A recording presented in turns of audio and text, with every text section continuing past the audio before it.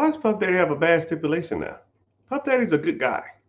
He seems like he's very trustworthy, and he seems like a good guy.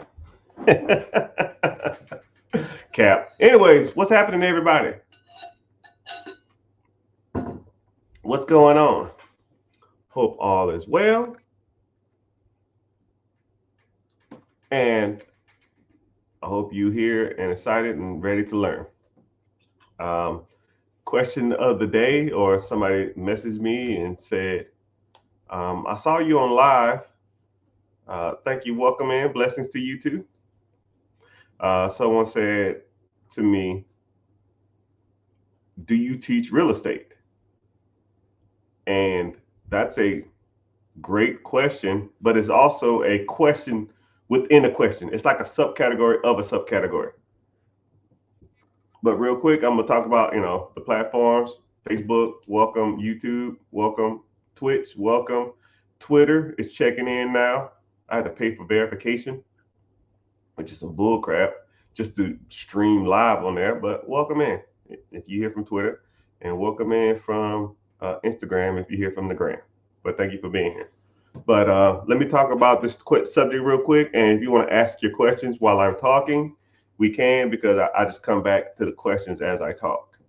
So somebody asked, uh, um, do you teach different? Do you teach people the different ways to get into real estate? And yeah, so what I'm gonna do is I'm gonna talk about a blanket statement of what I teach, and then I'll talk about the subcategories of how I teach it. All right. So um, I focus on what's called a pillared system, right? Four subjects that I will generally talk about. The first subject is credit, because whenever you talk about, buying businesses and buying real estate, and or, going out here and get funding and stuff like that, it all generally will boil down to credit. And, you know, if you want to go out and get lines of credit, you want to go out and get a car, put it on Turo, you want to go out here and buy ATMs, you want to go out here and use business credit, you want to go out here and buy real estate, you want to go out here and buy a sub shop or laundromat or a car wash, I don't give a damn. You're going to need some form of credit or a reasoning why people are going to give you money. Now you can establish rapport with people. You can get owner financing, but if that owner finance, if someone doesn't want to finance you, then you have to think to yourself, man, I got to go out here and get a line of credit from the bank. So you need to be working on your personal credit always, always, always. Personal credit, credit profile, credit score, FICO score. Then you also need to be working on your business credit, business lines of credit, and business funding, right? And all of those will encompass credit. Okay. So also what we'll talk about too is then we'll talk about real estate. So there's multiple ways to make money in real estate. And I feel like the more weapons you have, it's like Batman in the utility belt. The more weapons you have under your belt, the more batarangs and shark repellent or smoke bombs you can pull out, right? If you're good at subject two, then if deal comes up and it's sub two issue, sub two, let's roll it.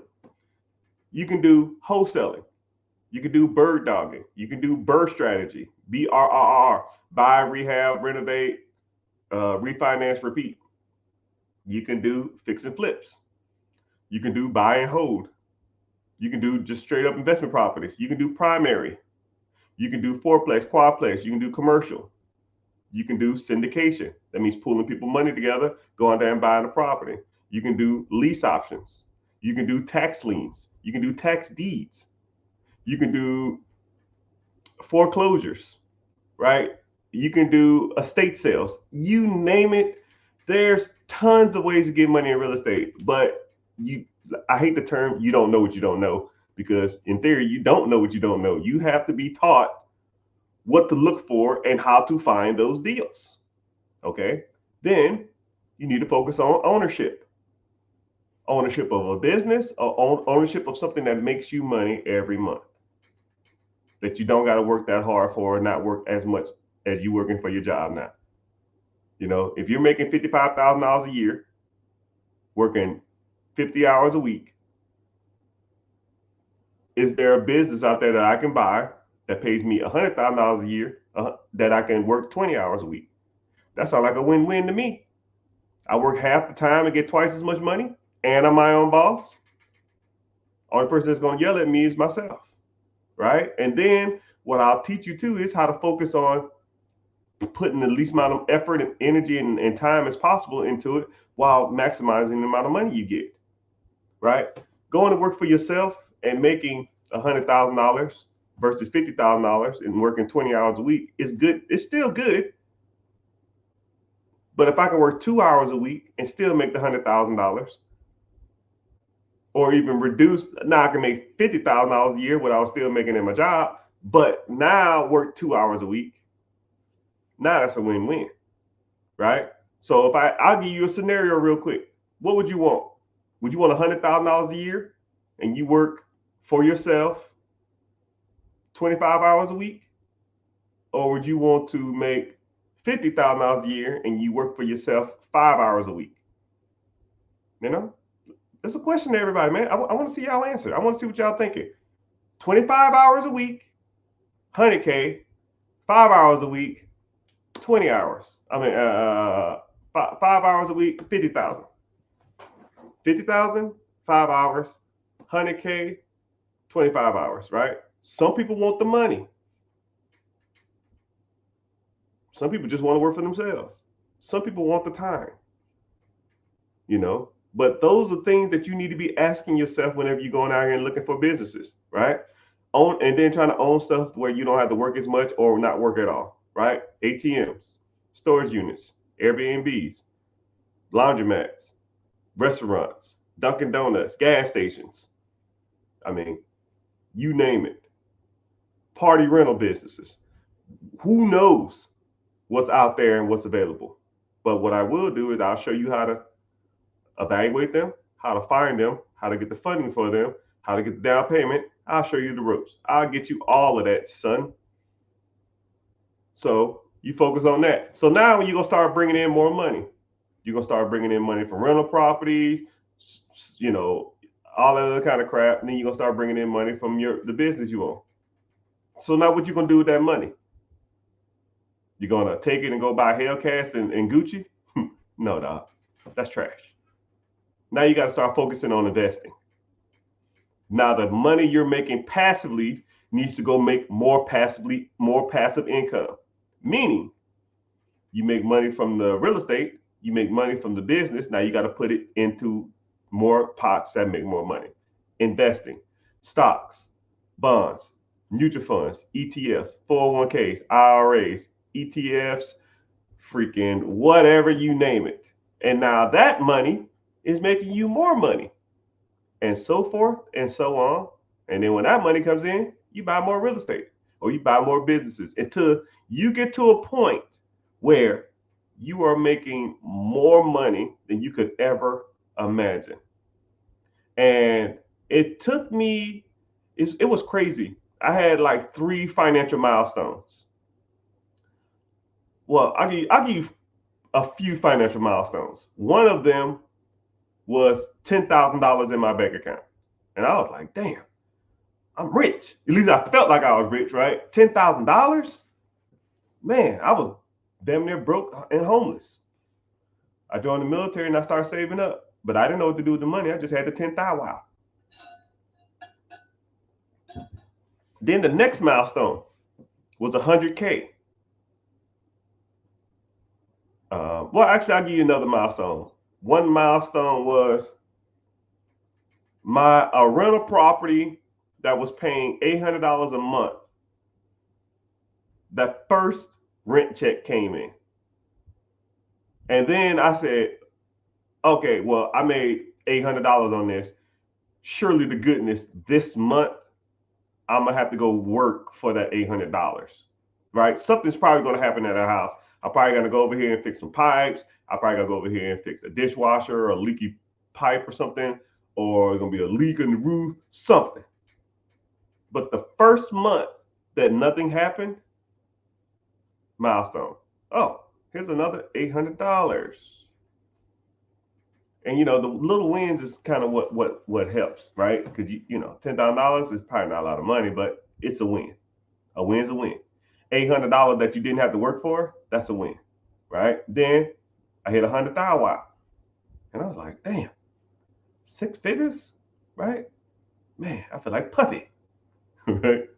Old Puffy, not that new Puffy shit. Fuck that. And then a net worth of $1 million. No, I had 10 properties. First 10 properties I had, because once you get 10 real estate deals, then you think to yourself, man, if I did it once, I can do it twice. If I do it twice, I can do it 10 times. If I did it 10 times, I can do this forever.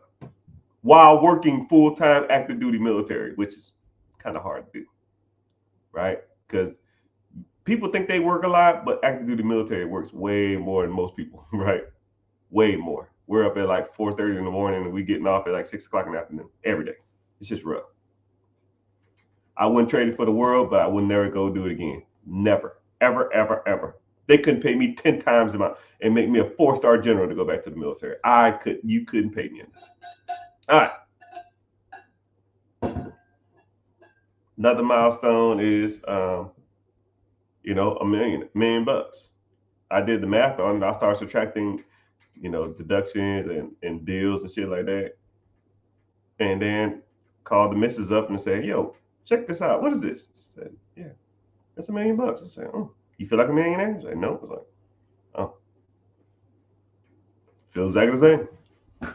And then buying your first business and all kind of stuff like that. But once you start making a decent amount of money coming in, then you got to start finding out ways to like try to avoid taxes and put all that other money to work. But that's a whole nother story. But yeah, so those are things that I focus on whenever it comes to teaching or coaching people, right? We got to focus on the pillars. You got to focus on your credit. You got to focus on learning about investing. You got to focus on real estate. You got to learn about businesses, right? None of those are more important or less important to me.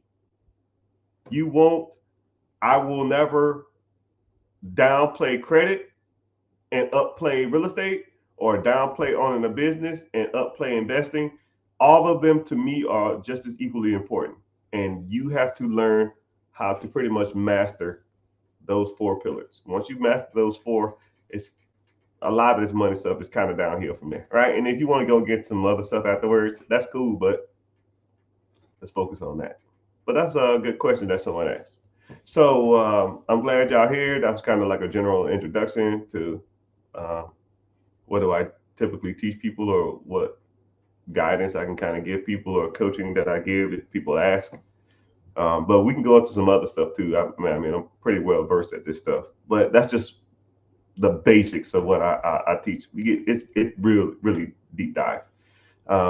So I always talk generally for like 15 minutes, and then people can just ask questions as they come along. So I'll kind of say this real quick. If you're here on any other social media platform, click the link in the bio and go to YouTube and watch from YouTube, or go search The Rich Get Richard on YouTube and watch from there. It's going to be the same thing. I'll actually do this. I see YouTube live comments first before I see anything else. Everything else is kind of like a blur on here. It's kind of weird. I don't see other stuff, other comments first, right? I see that first. I see YouTube comments first. So if you're on here watching, just go to YouTube and then say, if you want to, just comment here from Twitch, here from Twitter, here from Facebook, here from XYZ, and it kind of lets me know that you just came here from another platform, which I really appreciate. All right. And YouTube pays me, right? Most other platforms don't.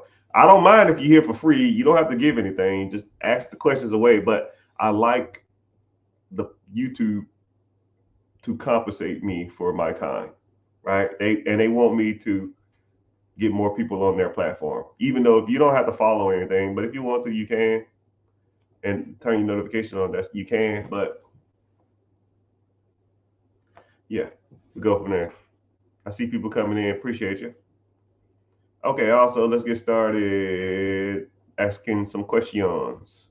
5 hours a week, I could fit more into my week easily. Yeah, you'll be surprised how much more time you have when you don't have to go, 8.5, 9 hours to work, an hour, hour and a half to commute.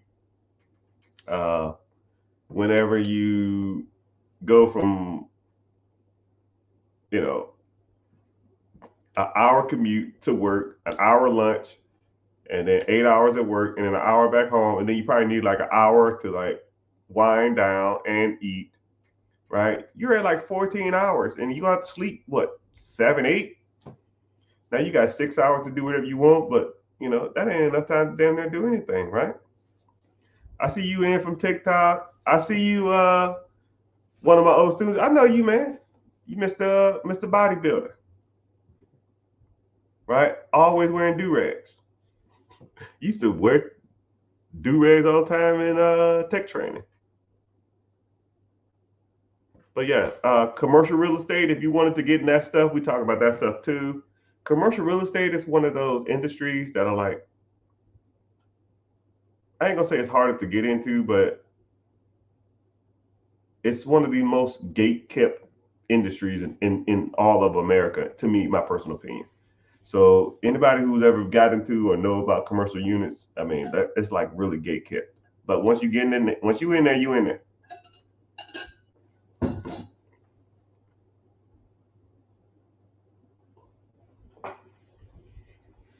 Real quick question. Am I currently flipping properties or have I flipped properties? Am I currently flipping? No. Like, it's kind of weird. This gonna sound real weird. Don't judge me.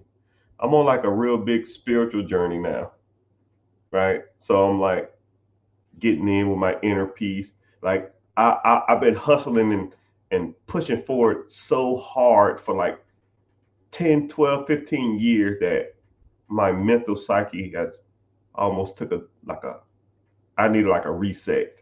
So I'm on like this spiritual journey. So I really haven't been doing a lot of things that I need to be doing.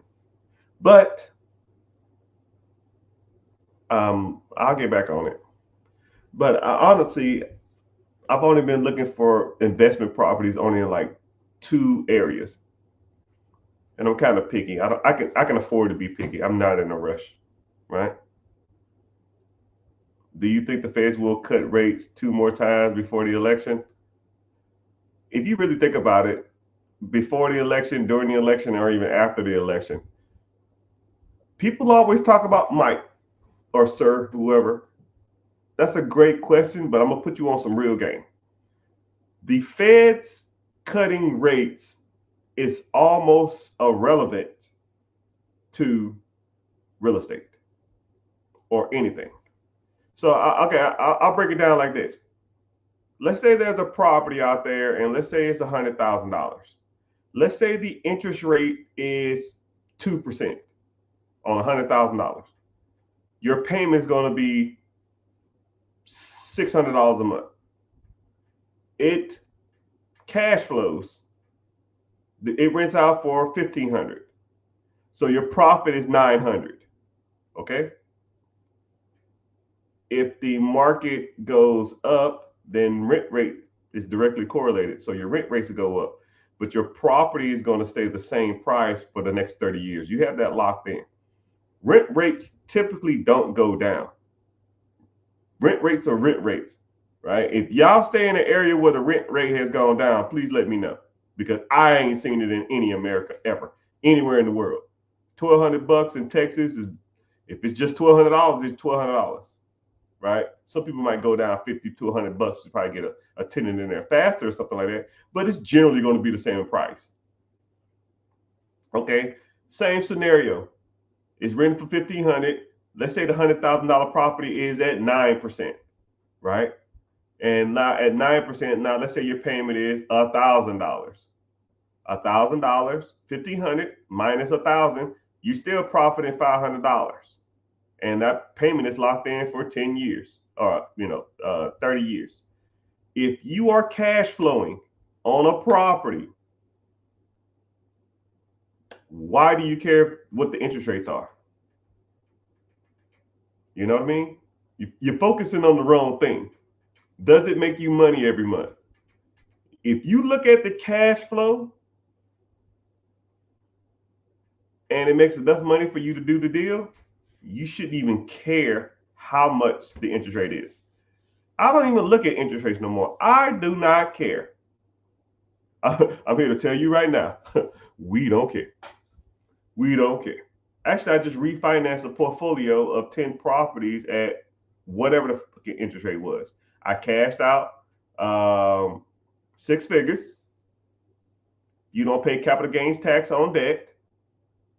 And my cash flow is still, 20, 30% on average for a piece of property I got. So if I refinance 10 properties and my the average rent rate in that area is $1,400 and my average mortgage on the properties is $900, I'm cash flowing $500 still, and I cashed out, $200,000 of debt, which debt-free debt you don't pay capital gains tax on. I pay no taxes on my cash out. Then I still make $500 a month per property. 500 times 10 property, that's $5K. That's $60K a year. I didn't say shit about no interest rate. Don't care. If your payment is $500 with a 10% interest rate, you need to rent out for double. But that's a good question, right? But yeah, don't give a damn about the number. I don't give a damn about the Fed rates. Don't care. Now, if you want to get into like a cheaper primary home, maybe, but even then, the money you're saving on interest rates, you're losing out on equity. I mean, think about it like this. Either you're going to be in a battle, with the price, or you're going to be in the battle with interest rates. When interest rates was low, you fought the price. When interest rates was high, prices went up because people was fighting over the price. So now you got to deal with interest rates, but not a lot of people are buying now. So you can kind of catch a deal. But let's say you bought a house 2020, so 2020. Man, there's too many houses. Man, it's too hard out here, man. The houses are cheap. It's too hard to get a house. Yeah, you bought a house for $300,000 in 2020. Now your house is probably worth $500,000 now. You're chasing an interest rate and you lost out on $200,000 of equity. But now the interest rates are high. Now you're complaining that, man, interest rates are high. But when interest rates were low, you was complaining that the houses was too high. Now the houses are high with high interest rates. You got to pick your poison, man. Actually, there's no poison to pick. Get your ass in a house and then start buying investment properties. As long as they cash flow or you're living in one, work with it. Say word.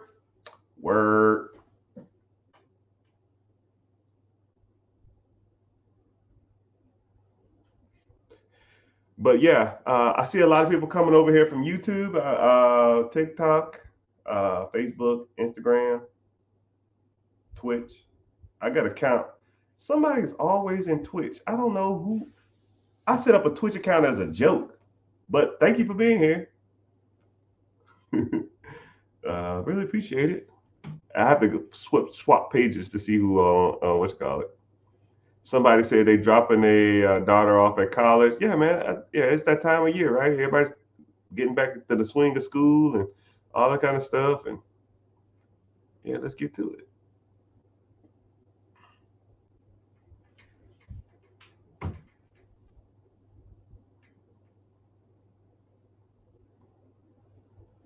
Yeah, I was talking about,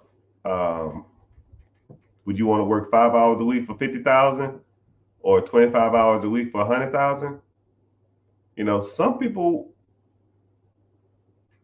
will work for the money. Some people want to do as least amount of work as possible. So it really just depends on that person. Should I sell my primary home because it's debt free? No. You don't have to sell it. If you've been in it for so many years, you can do a HELOC. You can do a refinance too. Refinance, you don't have to pay debt, capital gains tax on your debt. If you sell it, if you ain't been in the house for 2 years or 3 out of 5 years, you got to pay capital gains tax. But you're going to need to find another house. The house you're probably going to move into is probably going to be just as expensive. HELOC is probably one of your better options, and or refinance will probably be second. I don't think you need to sell your home. Let you have a place to go. And also, too, if you want to do any of those options, I will have a plan on why you're doing it. Like, you just selling your house to sell your house, or you want to sell your house to buy investment property? Do you want to sell your house to buy a business? You want to sell your house to invest more into a stock market or 401k or something like that, and to beef up your retirement account and stuff like that? Because I do feel like equity is dead money. I mean, it doesn't do anything. It just, you don't make any money off equity unless you sell the property, refinance the property, or HELOC the property. So, I mean, you have options. Just depends on what you want to do. Or refinance it, take the money, buy another property, and rent it out. Go from there. You don't necessarily have to sell it though. My apartment is way easier to operate than a single family home. Yeah. The crazy part about it is it takes just as much effort to buy a one family home than it does to buy it takes just as much effort to buy an apartment complex than it does to buy a single family home. Now you can get into single family, duplex, quadplex, fourplex cheaper than an apartment, but the paperwork and the due diligence and the home inspections and the termite inspections and all that kind of crap is pretty much exactly the same. And especially if you have a property manager, a good property manager in your team or your area and stuff like that, it's a whole lot easier to do that type of stuff, especially if they're doing everything for you. So they both had their perks. They both had their pros and cons. The main one is down payment, right? If you're a veteran, you can get a VA loan, and that's 0% down. You just need to have a 580 credit score. A 580 credit score and 0 down. You just need a job with 3 months on duty. I mean, come on, dog. You can't beat that, right? I know apartment complex probably is cool and all, but there ain't too many investments where I pretty much don't have to put anything down except for termite inspection and maybe $1,500 in closing costs. Termite inspection, home inspection, and it's one other inspection I can't think of. But you might be all in $1,500. That type of shit you can't beat. Sorry for the profanity.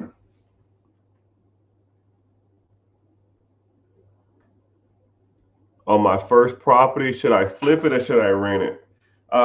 Flipping is cool, but I think flipping is like the stepchild of investing. Once you get into flipping, you always have to keep flipping. There's no end goal to flipping. You just got to keep flipping because you say if you bought a property for 50, you put in 50, and you sell it for 170.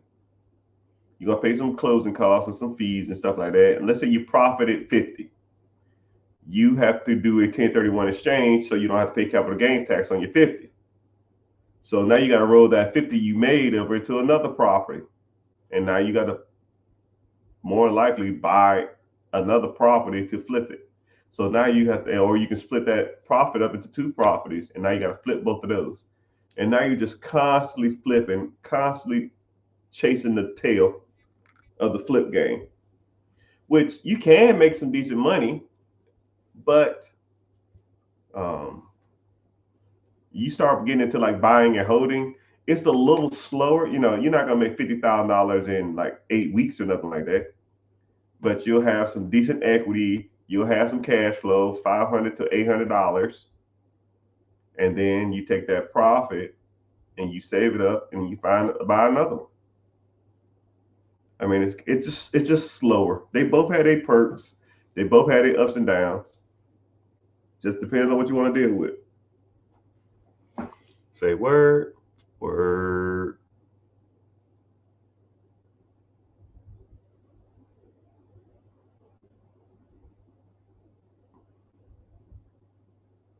I'm new to the military.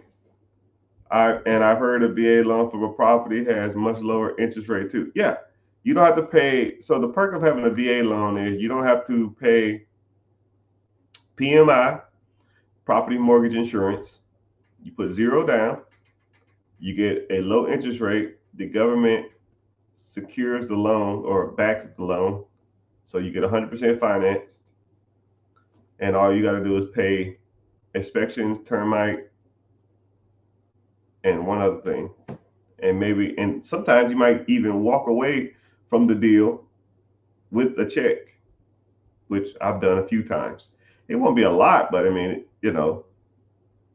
I do a home inspection, which back in the day used to be like $300. I'll just round up $500 for a home inspection, $300 for a termite inspection, and there's another inspection I can't remember what it's called. I don't know. So I'll say another $300. So $1,100 in, 0% down, best interest rate, no PMI. And if the numbers work out right, I'll only put down. I won't put anything down. I'll walk away with a check for $2,000. That's the $1,100 I put in plus $900. I mean, that stuff you can't beat. Anyways, if you a veteran, get you a VA loan. Best deal in town. And then live in it for a year, then try to go get something else or move and use another one. Try to find the cheapest house in your area that you can use that loan with.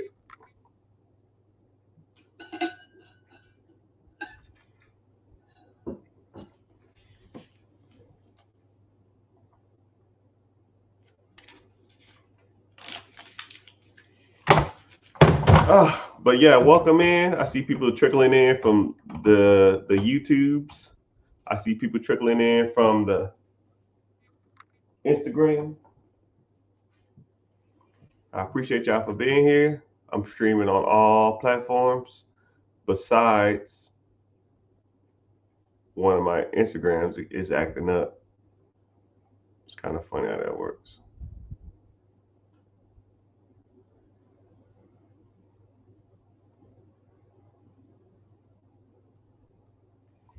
Oh man, what's happening? I think you probably left, so you probably won't even see this comment. So yeah. I said to myself when we're old. But let's go ahead and get some shout outs. Where y'all from, man? Let's do some checking in. Where are y'all from? You can be not necessarily specific. You can say city and state or just state if you want to be vague. But I've traveled during my military time. I traveled all over the world. I've probably been to majority of all states. Majority, not all though. Some of that like North Dakota stuff I ain't touched, but Augusta in the house. I see you. SoCal, New Orleans. I was born in Louisiana. Maryland, Fort. You in the Army then. Arkansas, good place to invest in real estate. Michigan is a good place to invest in real estate. Philadelphia, good place. Philadelphia. I'm not trying to discourage anybody or like hype up anybody, but Philadelphia, Pittsburgh, VA. I think Philadelphia, from my personal experience, is one of the best places to be an entrepreneur. Philadelphia, Connecticut, Rhode Island, some parts of Virginia, some parts of New Jersey. Best places you can be an entrepreneur. One is because of proximity. Philadelphia is one of those locations where you can be in 4 other states within an hour.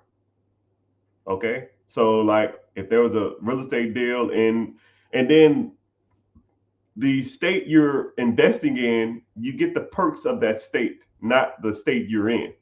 So let's say if Connecticut is a landlord friendly state, you're an hour and a half away from them. If New Jersey is a business friendly state, you're an hour from there. If Virginia is a real estate friendly state, you're an hour and a half, 2 hours from there. And you could pretty much commute through multiple states, right? You could be, one thing about Philly, you can be in multiple states in, not a lot of time, right?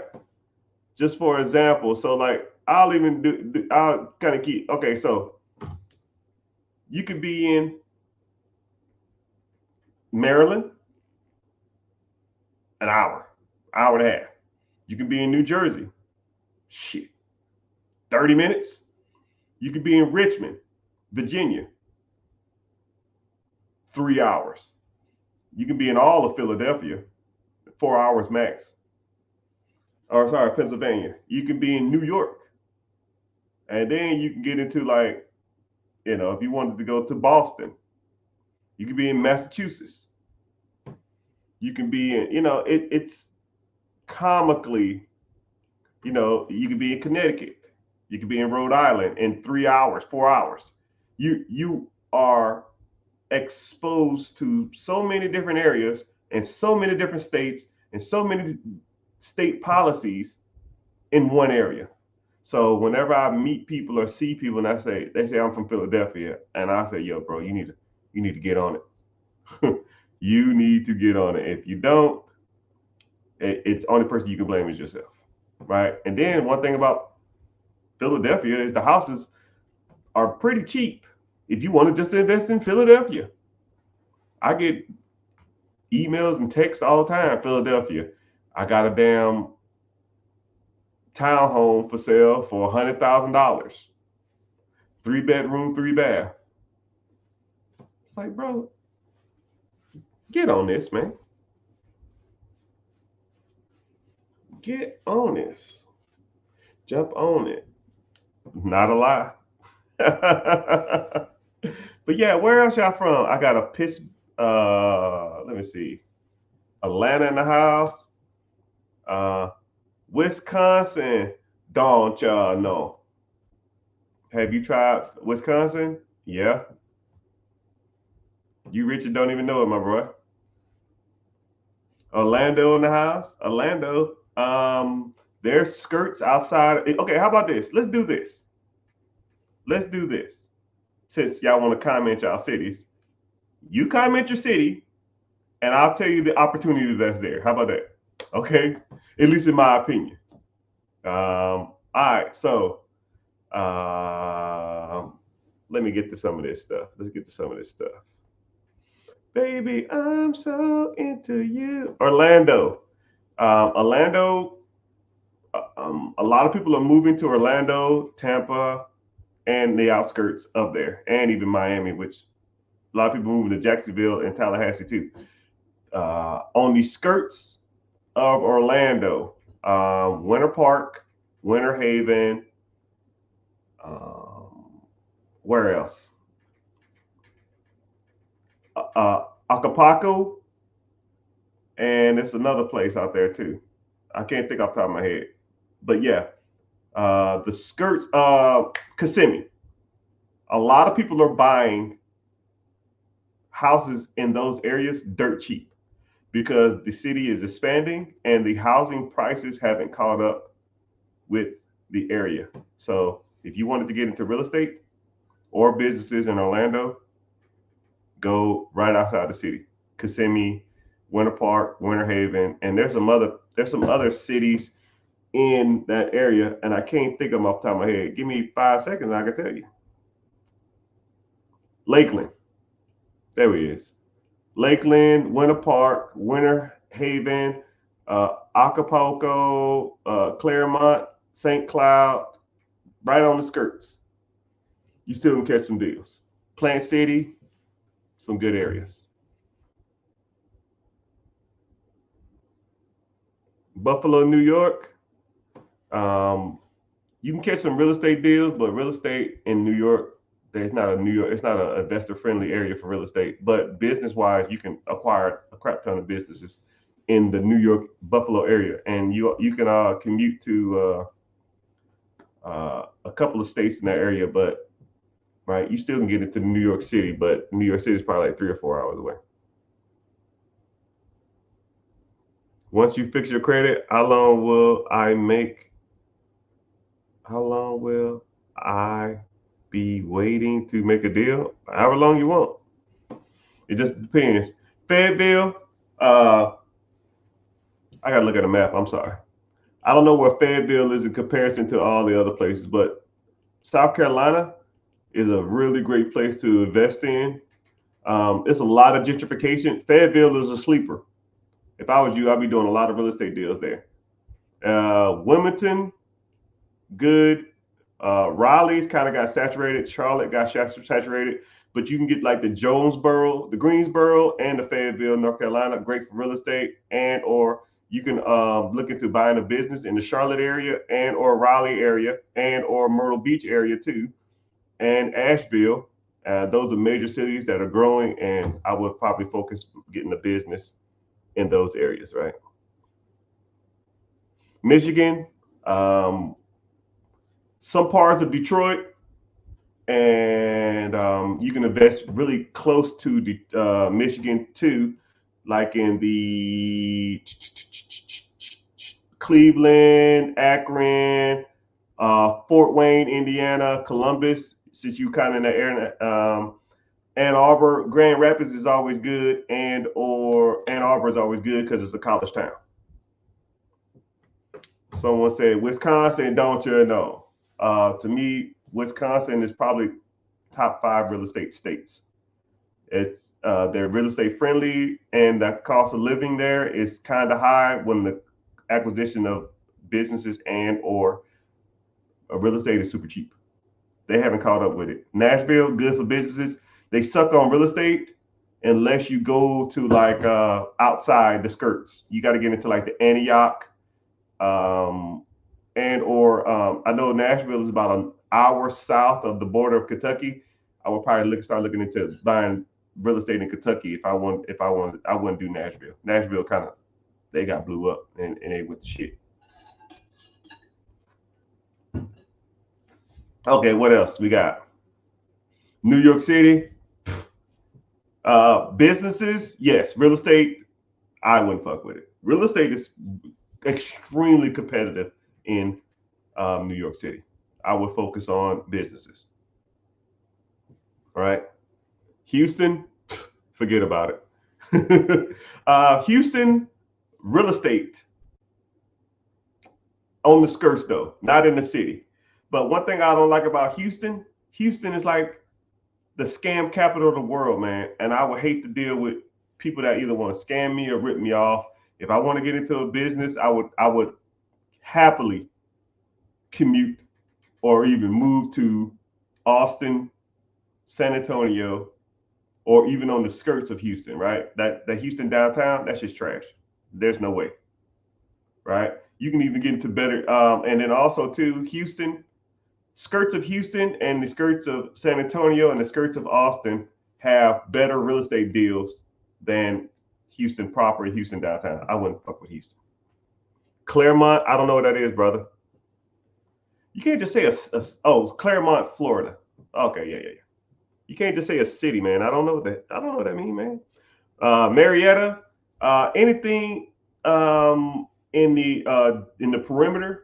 I think it's called the perimeter of Georgia. I wouldn't mess with, right? Anything outside the perimeter, you still can catch some deals, but it's kind of on the south though, right? You probably got to get into like damn near like Jonesboro and Peachtree City, and you still can find deals.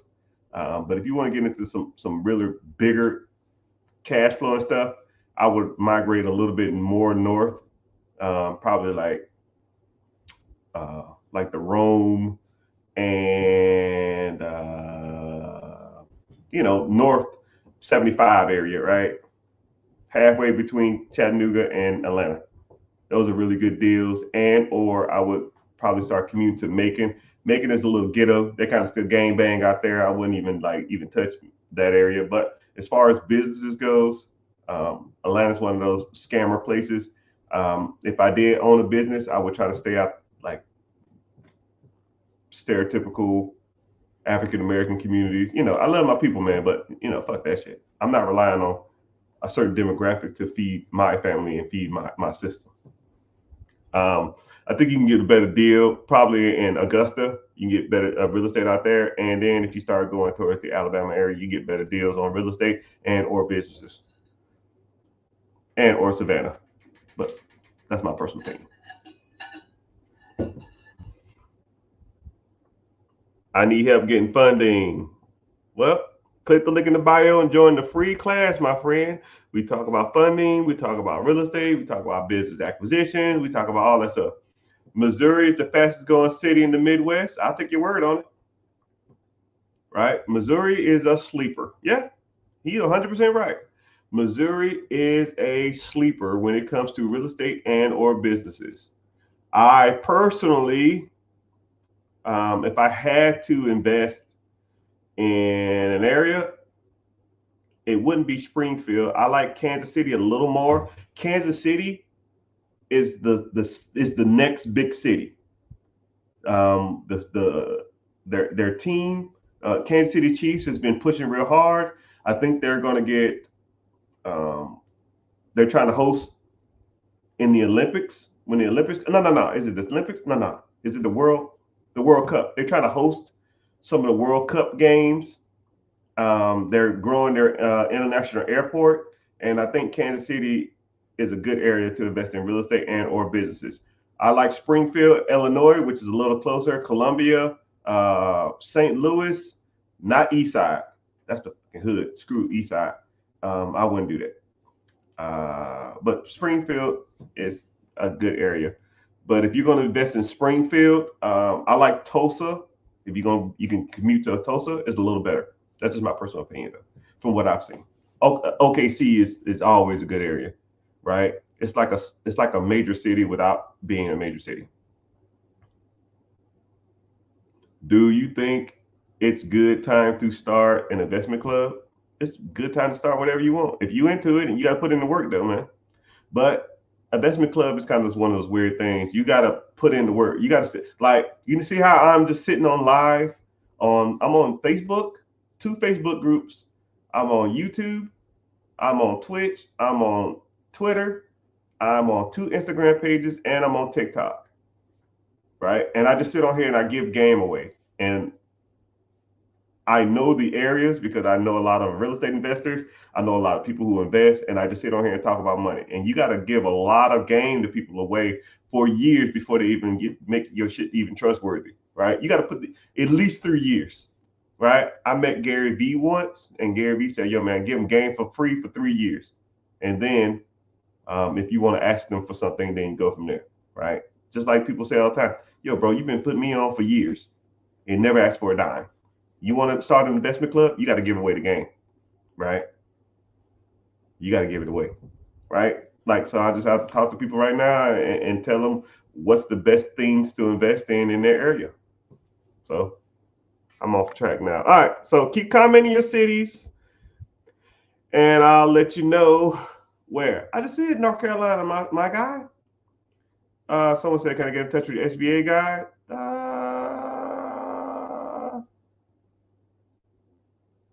I thought you was in the community, man. You just asked me in there. I don't know. I ain't seen a turkey in a while. I don't know where Salem is, but I'll say it again. Charlotte is good for businesses. Raleigh is good for businesses. If you want to get into real estate, Fayetteville, Greenville, the skirts of Raleigh and the skirts, like the Concords and stuff like that, is really good. I don't even know where Salem is. I have no clue where that is. Because, think about it like this. You don't want to start a business or buy a business. You don't want to buy a business or you don't want to buy a business in an area that can't support the business. If your town has 30,000 people and you're trying to buy a business there, right? There's not enough, in my opinion, there's not enough people there to support your business. You want people. People equals opportunity and money, right? Would you rather have a $100,000 business in a town with 50,000 people, or would you rather a $1 million business in a town with 1 million people, right? It's right. I want the people. The more people in my town that come in and support my business, the more opportunity I have. That's what makes the money, right? And even if I was in a small town and everybody in my town just loves my place, you're relying on a limited demographic. And if some new up and coming place come up, then I'm screwed, right? But you got a distant place in in a bigger city, you can always thrive. But hey, what do I know? So that's why I always try to, like, if I'm gonna invest in if I'm gonna invest in an area, I'm gonna invest in an area that can support what I want to do. Now with real estate is a little different. You can almost invest anywhere in real estate. Try not to get to like the whole donkey towns, but majority of cities you can almost invest in real estate because people are always gonna need a place to live. Now, when it comes to businesses and stuff, I want to have more population. Okay, just my personal opinion. Someone said Green Bay, Wisconsin. Don't y'all know? Yeah, Green Bay is sleeper. Actually, Green Bay just came up. Green Bay just maybe in the last 2 years, prices just doubled. I wouldn't personally want to invest in Green Bay. I would go to like uh, what's the cities? I can't remember. Not Dupree. Uh, not Minnesota. Minnesota. No, sorry, Milwaukee. And it's one more city in Wisconsin, not De Pere. Yeah, I would probably lean toward Madison. Madison. That's what I was talking about. Madison and Wisconsin. Madison and Milwaukee. Way better cities. Birmingham. Birmingham is good if you can get near the schools, but the real estate is top 10 places to invest in real estate, in my personal opinion. You still can get houses in Alabama for 60K, 70K. You can find apartment complexes in Alabama for $500,000. You just got to know how to look and get funded for them. But hey, what do I know? Oh man. When it comes to real estate, starting off, should you make about 10 calls a day until you get what you need? I don't know what that means. No. Hell no. Who you calling? Ghostbusters? Making 10 calls to who? Hey man, you want to sell your property? You want to sell your property? No, man. I don't outbound. I inbound. Right? I can teach you 5 techniques right now to have your phone off the fucking hook. 5 techniques. But I'm not. You want to learn? Click the link in the bio, join the free class, right? It is what it is, man. But yeah, no, I used to do outbound for a while. I used to cold call, and then I hired a service to call people.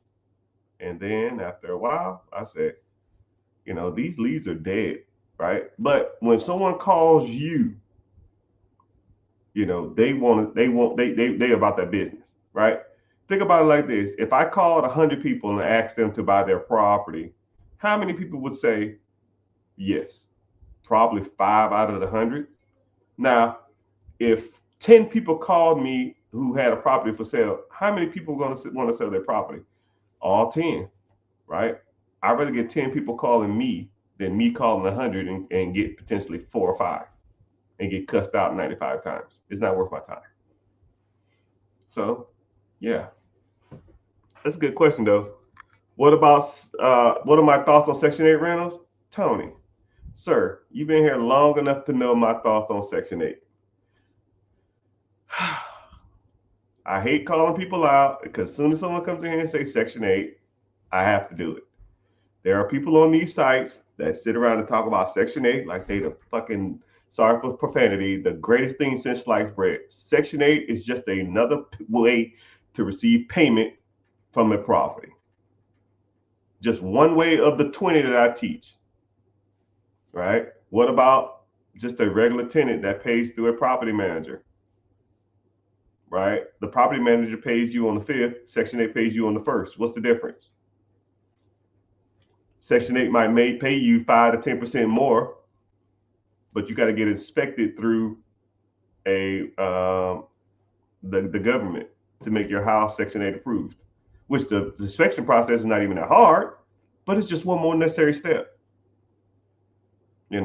For let's say if the property is supposed to rent off for $1,500, I get $1,600 versus $1,500. My cash flow is $800 versus $900. Ooh, right?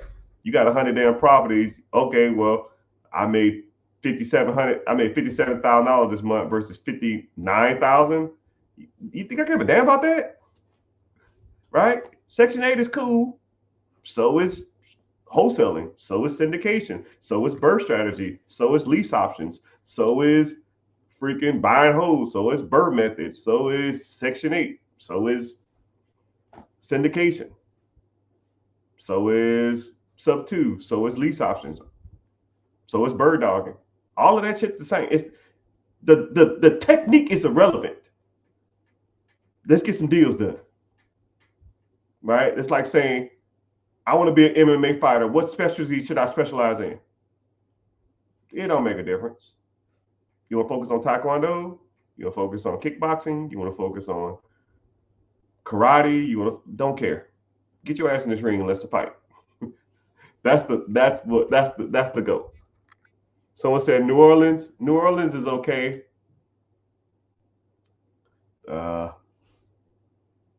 Katrina kind of this, I hate New Orleans now because Katrina kind of messed up that market.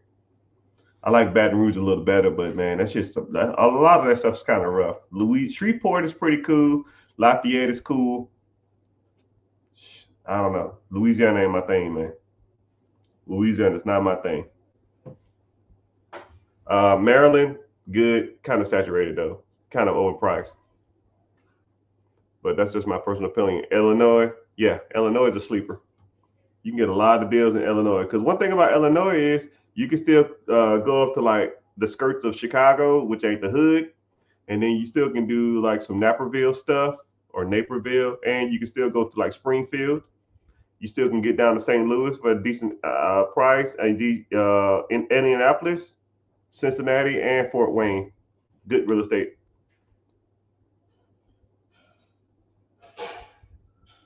About to get the sub 2 hybrid deal, single family house with golf cart. Hey man,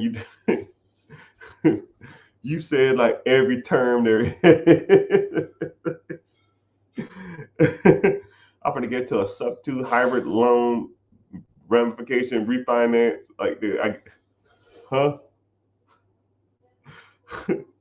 I'll take your word on it, man. I hope you get the deal done. I'm not even gonna need to dissect that. It's just a lot going on. A sub 2 hybrid deal on a single family home with golf course business. Should I do a SBA or a PML? Private money loan?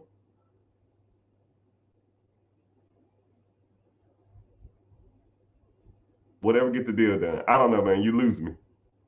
You like saying words. I get what you're saying, but it's just like, what? A single family home with a business attached? Huh? You hurt my head, Mister. You hurt my head, sir. But I love answering y'all questions. I'll comment y'all cities. But like I said before, if you're watching here from Facebook, if you're here from Twitch, Instagram, X or Twitter, like I said before, or even Facebook, click the link in the bio, join and watch from YouTube because YouTube pays me to be here, right? I don't mind talking, right? You might as well go ahead and contribute to me making some kind of money. I really don't make much, right? I think for every like 15 minutes you stay here, I get like a nickel or something, but you know, it adds up. You know, it adds up. Someone said, yeah, both Oklahoma and Tulsa are sleepers. You think I'm out here screwing around? Shit, I am not out here playing, right? And I'm gonna tell you something. I'm gonna kind of put you on to something. I have a good friend who owns a call center, and all the guys you see on, hey man, buy my program. Hey guys, I've been buying real estate in these areas for years. Hey man, let me teach you the game. Hey man, I'm doing Section 8. Hey man, I'm doing wholesaling. Hey man, all those guys that you see on social media for years, the person they use to call all these places to buy their property, I'm good friends with them. And every time I get to talking to them, I say, hey, what's going on? How you doing? I'm doing all right. Hey, cool. Yeah, man, you need to get on some of these properties. You need to get on these businesses. Well, my credit ain't the best. You know what I'll do? I'll work on your credit for free. But in exchange, I want to know where people are buying properties at. Okay? Cool. Oh, simple. Here you go. This is all the places we call and buy properties up. So all the big dogs, multi-millionaires and shit like that that's buying all these properties, I know where all of them buying their shit at. And I come up there and scoop up them shits right behind their ass. Playing cleanup. Say word. Word. But yeah, click the link in the bio. Join in on YouTube because it helps my platform grow. And yeah, appreciate y'all being here. So let's keep going. ATLANTAGA. That's where I stay. You still can catch some sleepers unless you want to do some fix and flipping in the Georgia perimeter inside of 275. You still can catch some fix and flips out there. Housing prices out there just got ridiculous. And owning a business in Atlanta to me is rough, man. I am not out there trying to get dealing with scammers and stuff like that. Houston and Atlanta, shit no. Scam city, man. So I would almost focus on the skirts. Athens, Peachtree City, Jonesboro, Savannah, Macon, Augusta, Rome, even up to Chattanooga, or even go out there to Carrollton. And yeah, I would focus on those areas if I wanted to get in real estate. You know, Philadelphia, man, y'all must just begin here. Yeah, Philadelphia, like I said before, Philadelphia is one of the best cities, in my personal opinion, to invest in because Philadelphia is an hour from Jersey, an hour from Delaware, an hour from Maryland, an hour from Washington, D.C., 2 hours from New York City, 3 hours from Connecticut, 3 hours from Rhode Island, 4 hours from Pennsylvania. You can get to 10 major cities in 4 hours, right? And now it depends on what you want to focus on. If you want to focus on businesses, let's buy a business that's in a state that's more business friendly. You can pick, you had your pick of the litter: Baltimore, Atlantic City, Philly, Pittsburgh, Baltimore, New York, Winter Haven, Hartford, Connecticut. You have your pick of the litter of all these major cities, and you still get the damn Richmond. Richmond can get to in what, 4 or 5 hours, 4 hours? You know, so I mean, Philadelphia is, and then you can even buy real estate in Philadelphia. You can buy townhouses for $100,000 in Philadelphia. You know, we in here. I see you.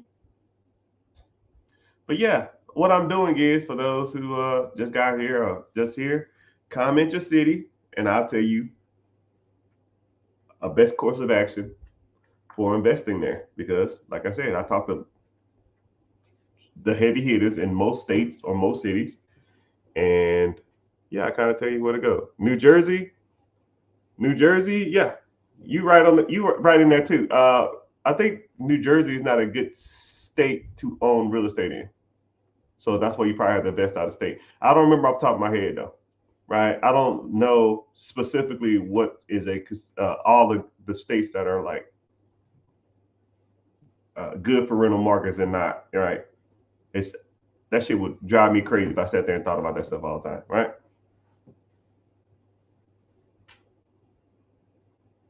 Come to the mentorship. We drop gems every day. Yeah, Brad, click the link in the bio. Join the free class. We talk about that type of stuff. Tampa, businesses in Tampa is good. Real estate in Tampa, not so much. If you wanted to fix and flip, you still can catch some deals. But if I wanted to invest in the Tampa area as far as real estate, I would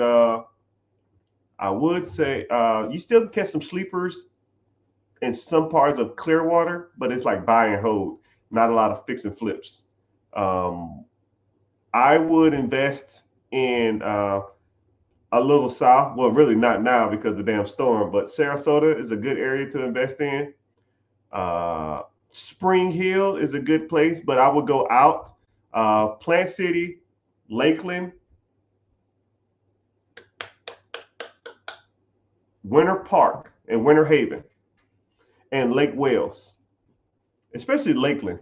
Um, I fixed and flipped a house in Lakeland. I paid $40,000 for it. It was a 3 bedroom, 2 bath with a detached 2 story garage. I took the 3-2, renovated it, and I converted the 3 bedroom. I converted the duplex. I converted the 2 story garage to a 2 bedroom, 1 bath. And man, I ended up selling that shit for 350,000. But it took about a little over $100,000 though. So I made about $150. Just rolled it over to another property. 1031 exchange. Say word, word. Was it 1031 exchange or no? It wasn't 1031 exchange. It was a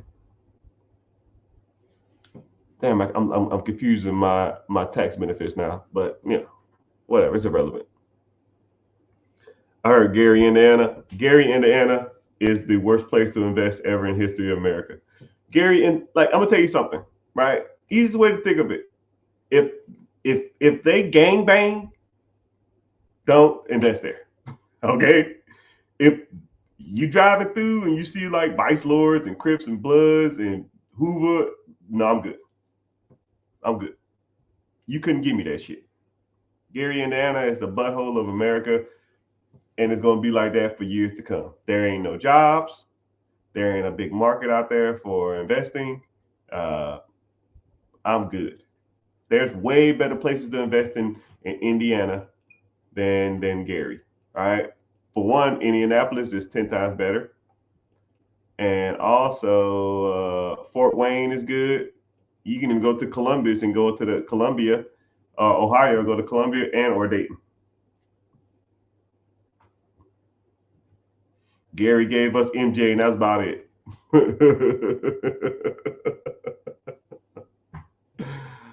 Oh man, Peachtree City is nice. I'm not saying that there's parts of Georgia that aren't nice, but anywhere in the perimeter of Atlanta, you can forget about it. Everything's overpriced.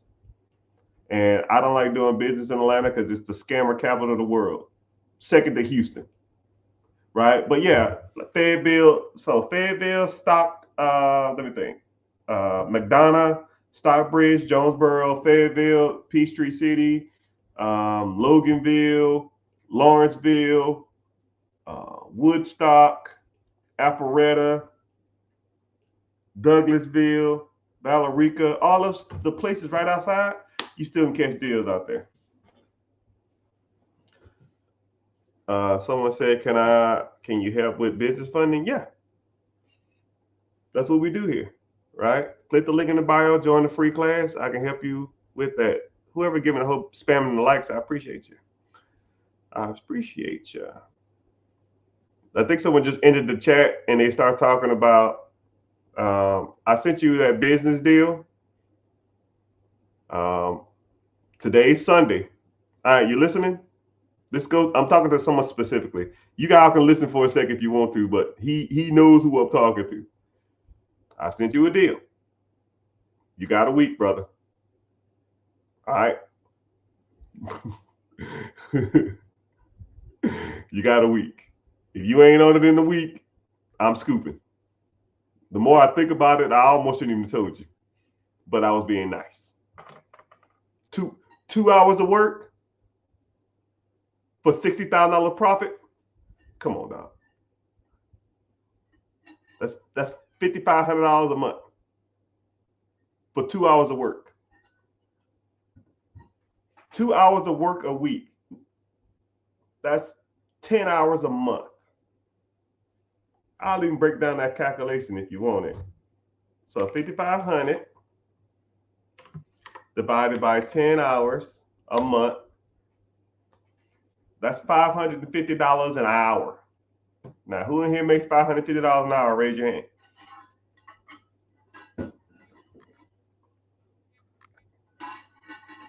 I honestly broke down. The only issue is it has bad reviews on the current employees. All right. Training. Or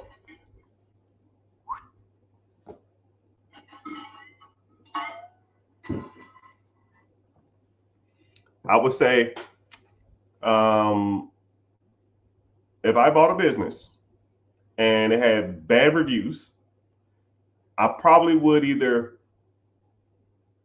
first of all, I would comment on every review as the business and say, I'm sorry that you had to go through this. We're under new management now.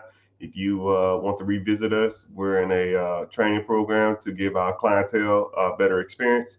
And hopefully we can regain your trust in your business, stuff like that, right? Then I would have a meeting with the current employees and say, this is unacceptable. I don't know who did this. I don't know if the person's still working here. Don't care. If a person writes a bad review about you again, you will be terminated. It's not hard. You're sending off packages, working a mailroom. Customer service is your primary job. I think customer service is almost your only job. Put a box on a scale, say hi, how you doing? How's your day?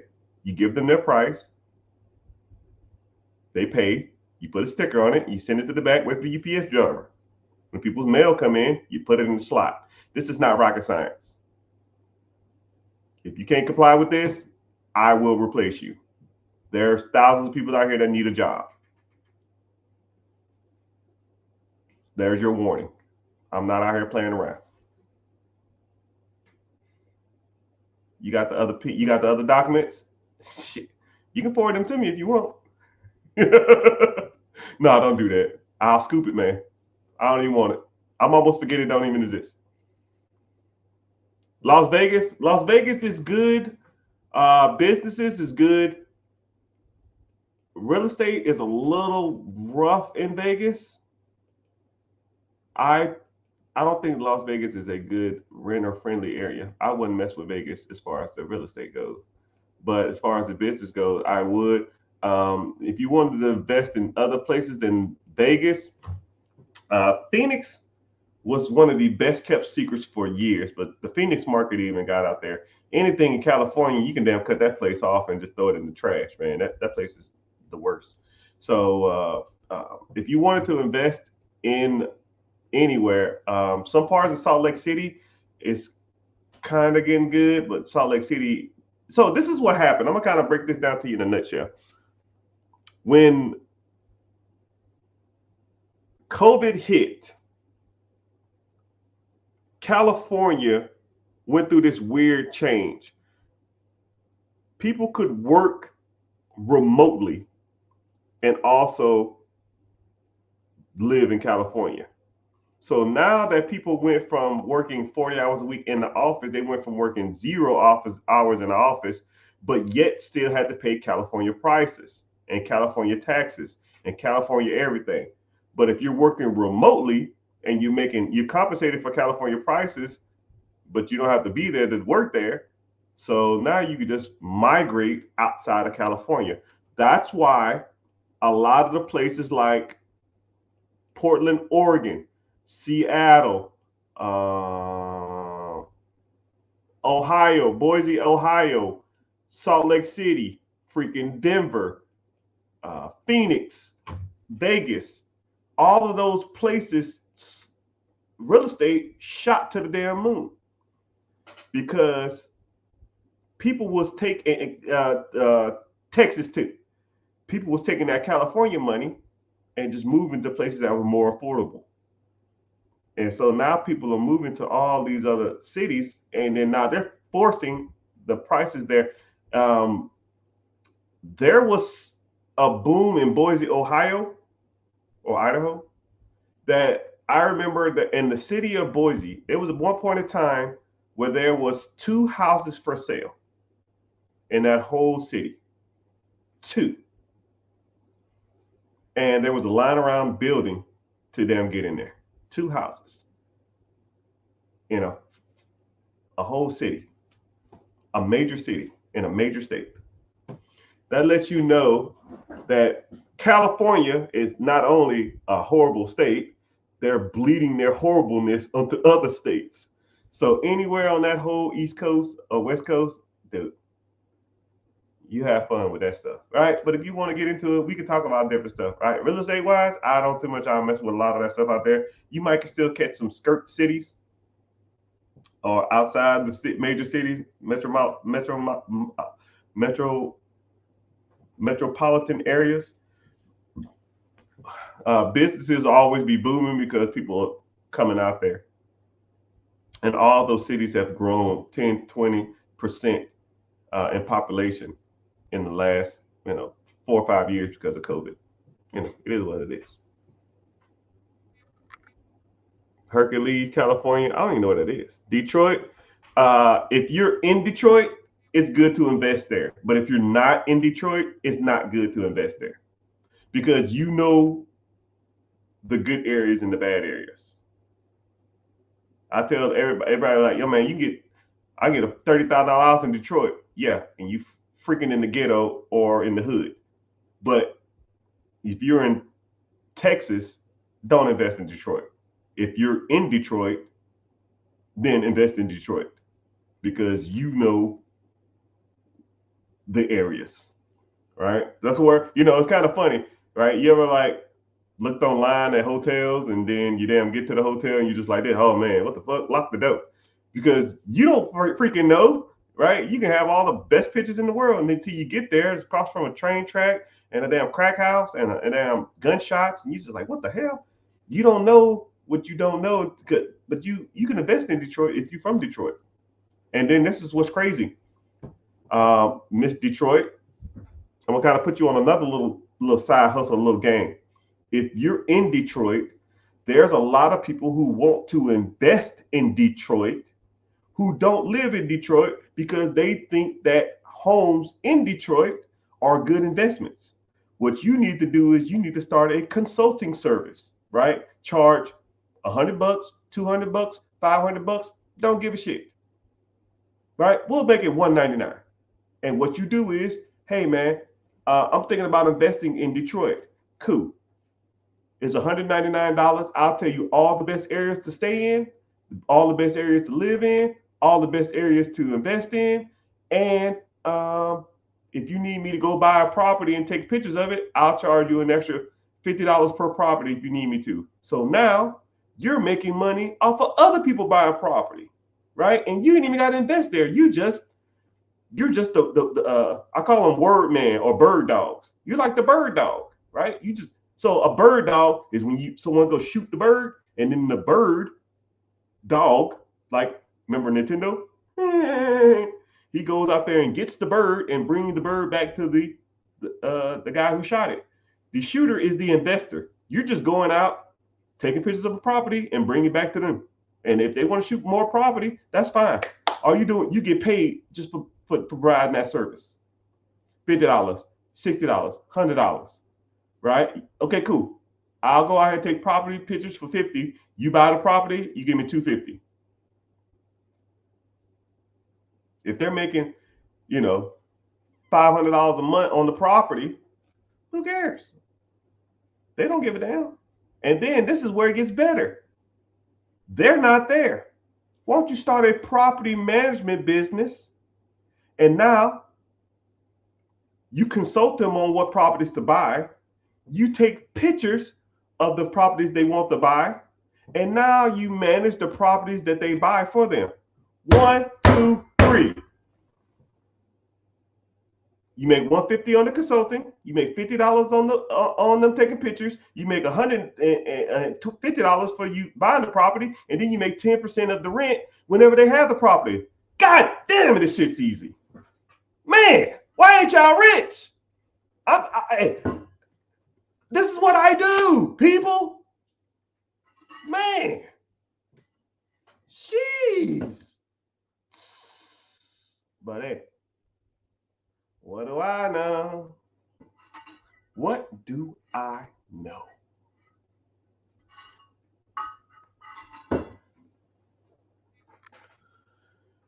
Richmond, Virginia, on the skirts. Peachtree City is nice, but it's been like that for years. Louisiana, come on, man. Y'all just getting here? I just talked about Louisiana, man. Do you ever sleep? Money don't sleep. Money never sleeps. That's why I come here to learn. Can your boy get a consultation? Yeah, link in the bio, sir. Click the link in the bio. It'll say a webinar. Sign up for the webinar. Come hang out. Come learn. About simple as it gets. But yeah, my throat's hurting. I'm getting tired. Y'all gotta ask more questions. I will talk all day. I hate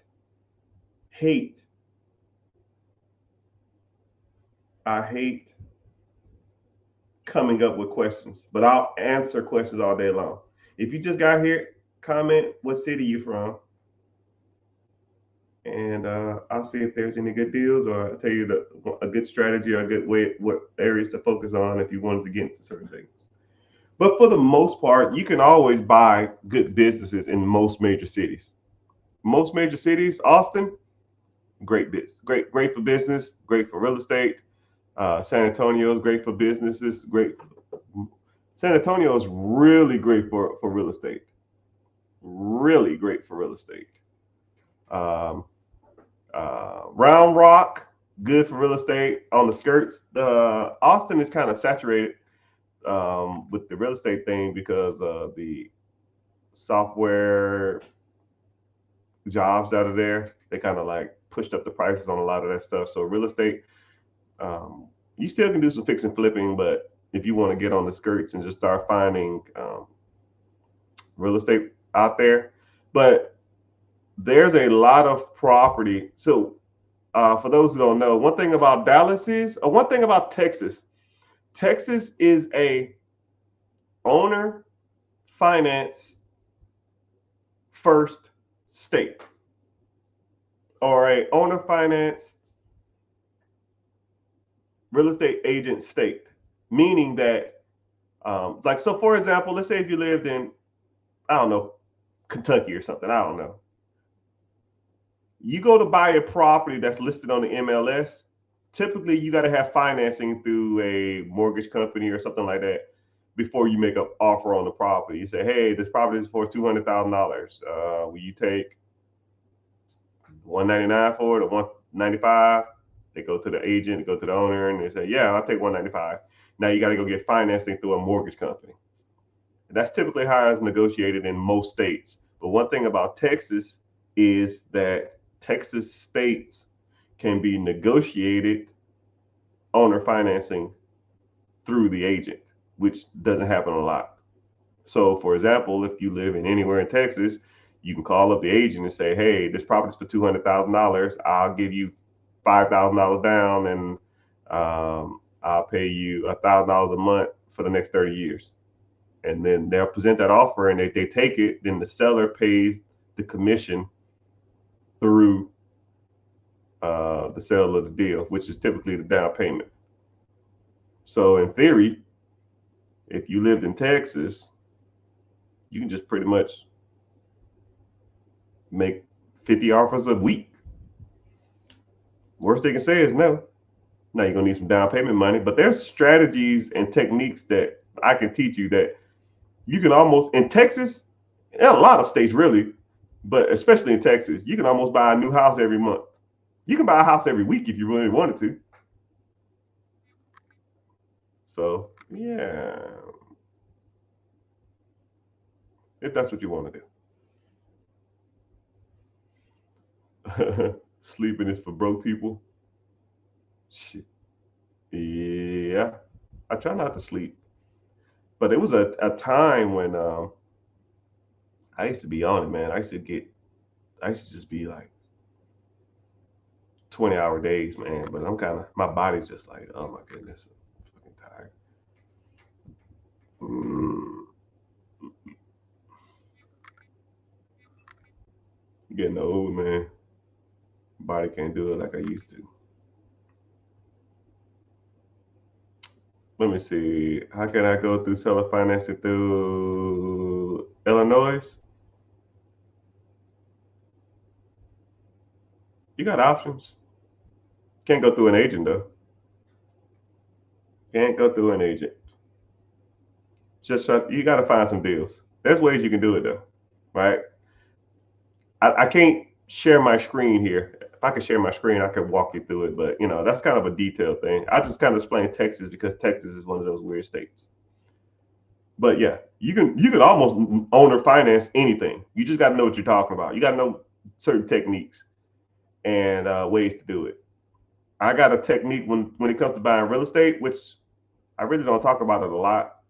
It's called the triple threat. If you learn how to triple threat, you can buy a house a month. You can buy a house a week if you know how to triple threat. Simple. Which link do I click? I don't know, man. Click the link in the bio. I don't know what you're looking at. Just go to the main page, or go to my Instagram and find the link there. The Rich Get Richer. It should be 2 of them. What is the process of? Can you help with the process of SBA loan? Yeah, that's what we do here. I got 6 SBA buddies, and they'll walk you through the whole sheboing. Sheboing, boing, boing. And then I'll make sure you're pre-qualified too, because I don't want you wasting their time or my time. Because you need to have your stuff together before you go knocking on someone's door talking about, I need some help. Right? How's your credit? How's your business structure? How's your down payment? Have you ever ran a business? Do you know how to run a business? What business you want to buy? How much you want to put down? How much you want to finance? Have you done any due diligence on the business? Have you reviewed the tax returns? Have you reviewed the P&L?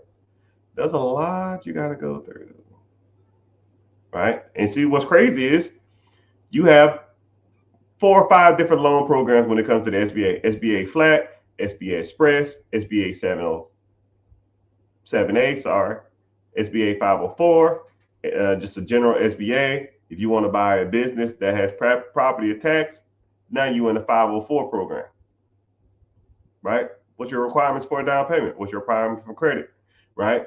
Does it, can the business pay for the loan? And what's your loan amount going to be now, right? You got to learn that type of stuff, man. What percentage do you need down for an investment property?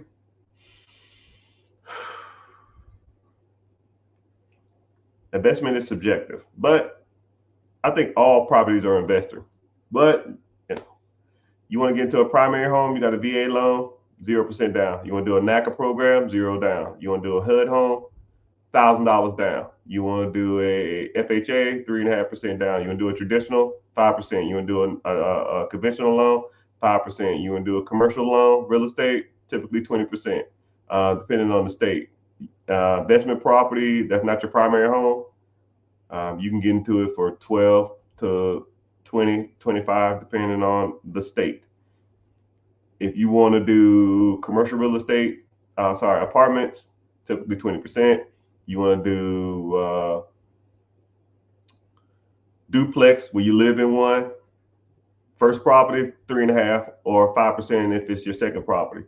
If you want to do a triplex or a quadplex, 3.5 if it's your first unit, 0% down if it's if you're a vet or you done military service, or 5% if you already bought a property before and it's not your first property.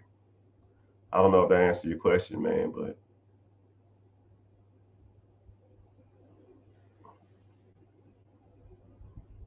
hey, XRP, I'm gonna say this the nicest way as possible. Okay, do not take offense to what I'm about to say to you. Right? I'm being nice when I say this. Okay, the nicest way possible.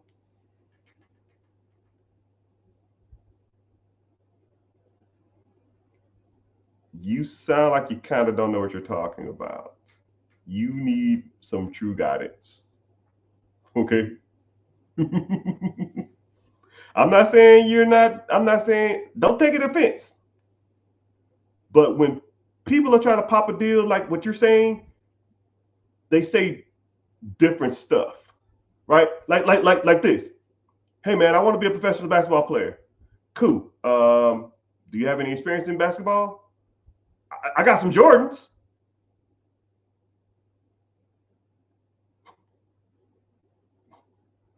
What the fuck does Jordan got to do with you playing?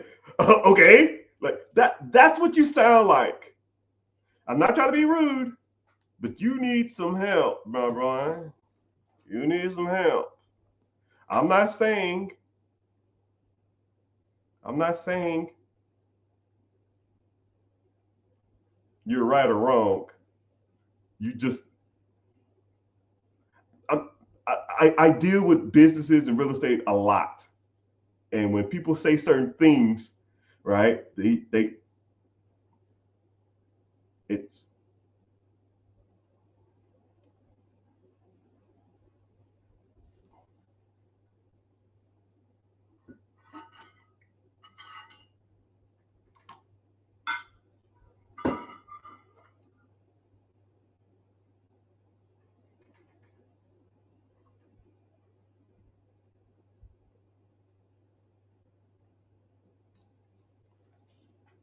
I'll make you a deal.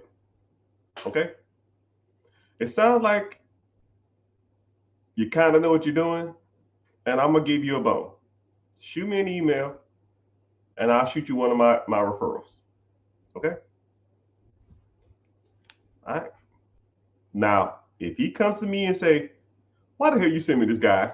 I'm gonna be upset. Well, I want you to be upset. I'm just gonna say, I'm telling you, man. They're gonna say, you know, this is not a joke, a waste of your time. I'm not saying that you are joking, right? I need to get on a call seriously. Yes, okay, that's cool. Click the link in the bio, join the free class, man. Or you can send me an email directly, but they're going to you're gonna need more paperwork, man. I can already tell you. I can already tell you. You're gonna be wasting their time, man. I'm telling you. I don't need the class. I hire you to set up the deal. Yeah. Well, I don't. I don't have time, man. If that was the case, I'd be on damn phone all day doing other people's deals. I don't do that. I don't have time. But is home inspection probable? It can be. You work a lot though. Start your a bit. I hope Kevin come. Give us soft energy. No, I don't want to. I hate. I hate shooting down dreams, and I'm rooting for all of y'all. It's just from what you're saying, you're like kind of there, but you're not. I appreciate that you're like committed, but it's the equivalent of somebody saying, like you're showing up to like the Dallas Cowboys stadium, and they're like, "Yeah, I want to play football." You're like, okay, well, are you any good? You ever played before? Uh, I got these new cleats and I got a new mouth guard, and I've been practicing. Like, this is the professionals, man. This is what we do. This is you need more than just some cleats and a helmet. I think your word on it though. There's no dream. Commercial plaza with a fuel station. Since you brought up fuel, I'm gonna put you on some fuel game. Nah, I ain't gonna get into it, man. I should have used VA loans. I really understood what the difference. Have used veteran SBA loan. Really understand the difference. I don't know what that means. Veteran, there's no veteran SBA loan. I don't know what that means. You have a VA home loan and you have an SBA loan, not a veteran. Have you ever used a veteran? Those are two different things. A VA loan is for real estate. A SBA is a loan for a business. And now, if you buy a business with real estate attached, it's still a business loan. But it's financed as a real estate, but it's still a business loan. I'm looking to get a big loan. Credit score 580. You gotta get that credit score up, man. Right? If you got with me, first thing we're gonna do is we're gonna focus on rebuilding your credit, because you got to get your credit up to sixes, mid sixes. All right. And especially if you ain't got no money, right? Your credit is a 540. I can already tell you what's wrong. You have a bankruptcy and or a repossession, one of those, and you have derogatory marks, a few missed payments, and or a charge off. So we need to get rid of the repossession and the bankruptcy, and or the bankruptcy, and then we got to knock out the charge offs and the late payments. We got to build your credit profile. We got to work on your FICO score, and then we got to work on your credit scores from the bureaus. None of those derogatory marks. None of those derogatory marks and credit collections. Yeah, I knew it was something, right? You might not have had the repo. You might got a lot of hard inquiries too. So you got to get your hard inquiries under 5, which download the Credit Karma and the Experian app for free. Look how many hard inquiries you got. And that's per bureau, not just total, right? Some people are like, I got 4 inquiries. Yeah, that's 4 per bureau. That's 12. It's not just 4. Oh man, I got 12. Yeah, 12 is more than 5. And 12 times 3 bureaus, you got 36. You've applied for credit 36 times in the last 2 years, because it falls off every 2 years. So now you're desperate for credit. When people are desperate for credit, they don't get any credit.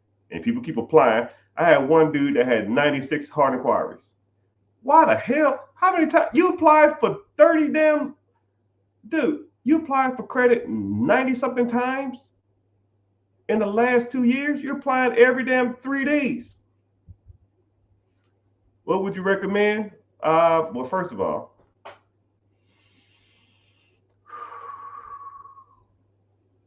when it comes to gas stations, a lot of people focus on the wrong things when it comes to gas stations. They don't even know the numbers and the ins and outs of even focusing on gas stations. One, I would focus on a gas station if I was to buy a gas station that's close to the highways. If it's 5 miles from a major highway, like a major intersection, not like on a country road that's considered a highway. That's not the highway to me. That's the interstate. I'm talking about like the international I-95 highway. If it ain't, 2 miles, actually, if it ain't right off the exit, I wouldn't do that. 45, you're selling me, man. Don't sell me. Because you're not. You can knock off hard inquiries easy, right? Yeah, I got a credit team that does it. I don't do it.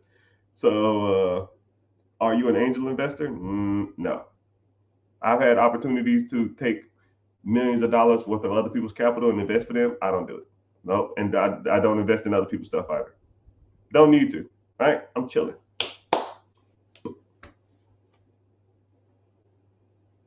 So if I'd like you to be within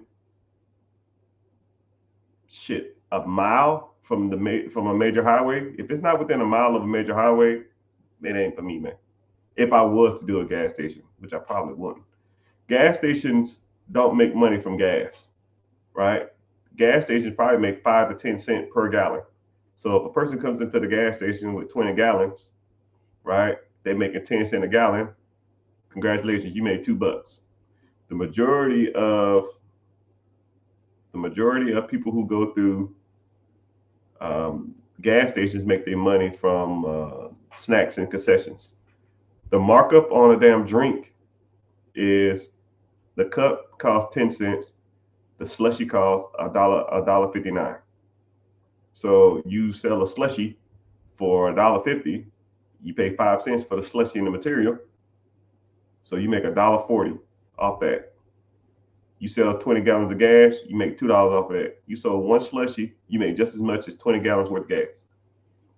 But local gas stations, a lot of people don't go into the local gas stations. They just pump their gas and bounce. Versus the ones that are close to the highway, people actually stop, they get out, and they go pee and use the bathroom. Their family go in there and use the bathroom. And then little Timmy wants some snacks. So you buy little Timmy snacks. That's why the damn gas station prices are so damn high. Like, damn, a bag of combos is $4.50 because I pay 50 cents for this shit and I sell it for $4. You got $20 worth of gas, or 20 gallons worth of gas. You make 10 cents per gallon. That's $2. You sell a bag of combos, that's $4. I'd rather sell the damn combos. I don't even want the gas no more. I'll close down the gas station and sell concessions. That's where your money is. That's why when you walk into a gas station, it's just a glorified hodgepodge of buying shit. You need a lighter. You need some cigarettes. You need lottery tickets. You need hot dogs. You need slushies. You need ding dongs. You need cupcakes. All they want to do, and that's why they put the bathrooms all the way in the freaking back. So when you come in, you got to walk through all this shit, and you're like, you know what? Let me get a snack. Now, or like you sitting at the gas station and the little guy comes on, come on in. You get a hot dog and a drink for $2.99. Hot dog bun costs them 10 cents. The hot dog costs them 10 cents. The Slurpee or the drink costs them 10 cents. That's 30 cents. $2.99. They make $2.70 off a damn hot dog and a drink. They make $2 off the 20 gallons of gas. What do you think they want to sell? Hot dogs. Hot dogs. Gas brings in people? No. Well, people need gas, but people don't need concessions. When you go to the local gas station by your house, do you go inside and buy snacks? No. You can just go to the gas station. You can go to the grocery store, or you can go to McDonald's or something like that. Right? People generally don't go to the gas station, inside the gas station, on their local gas stations. People generally go inside the gas station when they're traveling off the highway. Truck drivers, or people that's traveling cross country, they stop at the gas station, they pee. That's why Buc-ee's is so popular. You think Buc-ee's make money off their gas? No, they make money off the damn $12 damn barbecue they got in there. Barbecue sandwich that they paid $3 for. You can buy $20 worth of gas and make $2, so you can sell a pulled pork sandwich for $10 that cost you $2. That's $8 profit. So what you want to do? You want to sell gas or you want to sell concessions? You want to sell concessions? Get a gas station near the damn highway. You want to sell gas? Get something inner city. But I tell you what, the inner city ones close down all the time. But hey, what do I know? Maybe I'm just making shit up. Anyways, that's why I say stuff like, brother, you're walking into a gym with some shoes on and a basketball thinking you can hoop with Michael Jordan. That's why I say stuff like that. And you want to buy a gas station, you should know these things. And you're just like, nah, man, I can figure it out. I'm good.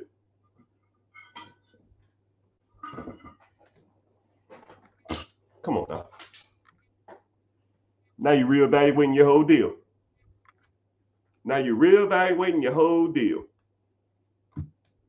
Man, is this business near a major highway? You already lost, brother. That's why people hire me to do this. That's why I'm the best at this. Now, I gave you scenarios with gas stations. I can do the same thing. Laundromats. I do the same thing with any of this shit. I study this stuff, man.